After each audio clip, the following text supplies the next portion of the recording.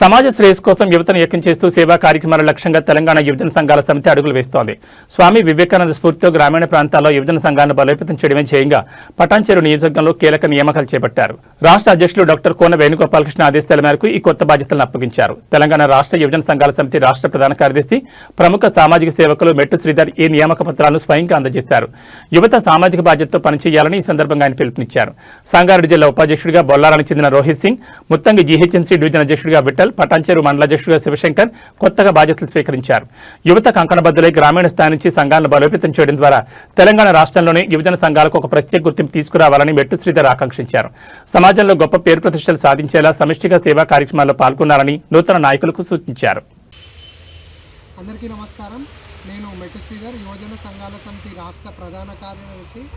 యువజన సంఘాలని గల్లీ నుండి రాష్ట్ర స్థాయికి తీసుకుపోవాలనే ఉద్దేశంతో రాష్ట్ర అధ్యక్షులు కూన వేణన్న మరియు సహాయ కార్యదర్శి ఏర్పుల శ్రీనివాస్ అన్న గారి సూచన మేరకు సంగారెడ్డి జిల్లా ఉపాధ్యక్షులుగా బొల్లారంకి చెందిన రోహిత్ సింగ్ గారిని, పటాన్చెరుకు సంబంధించి మండలంలో ఉన్నటువంటి ముత్తంగి జిహెచ్ఎంసీ డివిజన్ అధ్యక్షునిగా విఠలన్న గారిని, పటాన్చెరు మండల అధ్యక్షునిగా సద్దుల శివకుమార్ గారిని ఈరోజు నియమించి వారికి నియామక పత్రాలు అందించడం జరిగింది.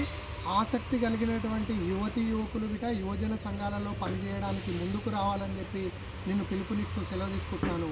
ధన్యవాదాలు.